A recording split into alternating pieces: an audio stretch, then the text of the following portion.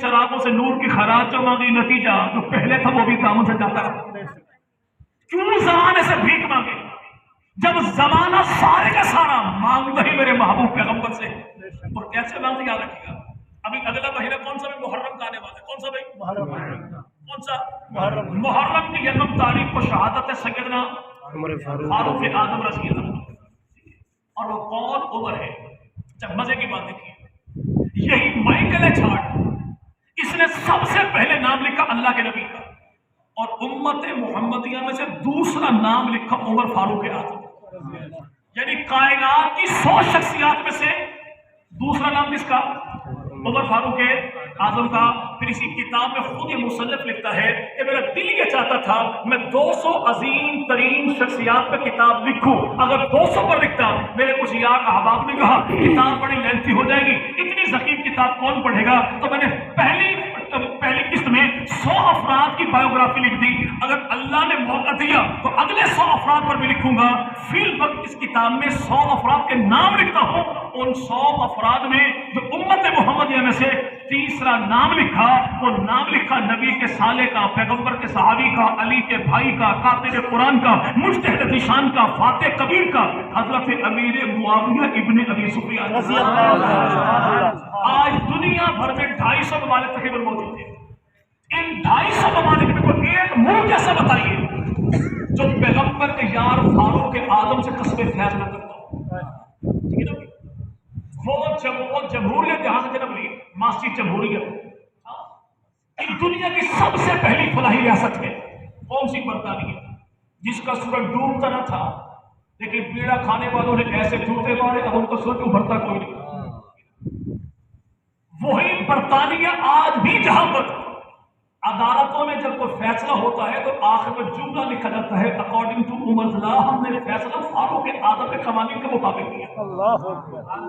کہنے والے کسی نے کہا تھا نا، میرے آقا تیری معراج کے تو لوح قلم تک پہنچا اور میری معراج میں تیرے قدم تک پہنچا.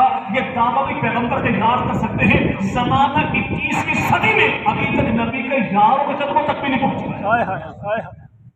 کوریا، ناروے، ہمارے ہاں کبھی بیوے کے نام پہ، بیوی کے نام پہ، بابو کے نام پہ وظیفہ ملتا ہے 12,000 روپے.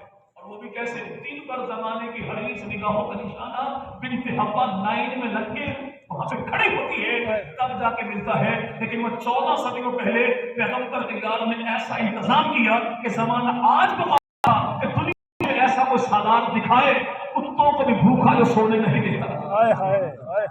یہاں کتنی وہ مائیں بہنیں بیٹیاں ہیں جو ایک تھیلا آٹا لینے کے لیے کسی کی لاش اٹھتی ہے، کسی کی عزت پامال ہوتی ہے. جہاں روٹی کھانے سے پہلے سوٹی کھانا پڑتی ہو، وہ بھی کہاں جہاں 75% آبادی زراعت کے ساتھ وابستہ ہے. اور وہ 14 صدیوں پہلے پیغمبر کا یار کون ہے جو اعلان کرتا ہے کہ دریا کے کنارے کتا بھوکا مر گیا تو اس کا حساب بھی فاروق اعظم سے ہوگا.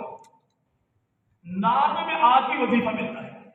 ہمیں کبھی زرداری صاحب، کبھی بی بی صاحب، کبھی بابو صاحب کے نام پہ چونا لگایا جاتا. بس یہ کام ہم نے کیا، ہم سے پہلے کسی کے دل میں آئے اور آگے ہم ایسے نہ لگے کہ جس کی ڈفلی ہاتھ میں آگے اس کا نام گانا شروع کر دیا. لیکن آج بھی ناروے ملک مسلمانوں کا نہیں ہے، لیکن وہاں پر جو وظیفہ ملتا ہے، بے روزگار کو وظیفہ، بیمار کو وظیفہ، قیدی کو وظیفہ، یتیم کو وظیفہ، بیوہ کو وظیفہ، یہ سارے وظیفے جو ملتے ہیں تو وہاں پہ نام کوئی اور نہیں، نام ہے عمر الاؤنس. کیا نام بھائی؟ عمر الاؤنس. ان سے پوچھو کہ عمر کے نام میں وظیفہ کیوں ہے؟ کون سا عمر تمہارے ملک میں آیا؟ ہمارے ملک میں عمر کوئی نہیں آیا.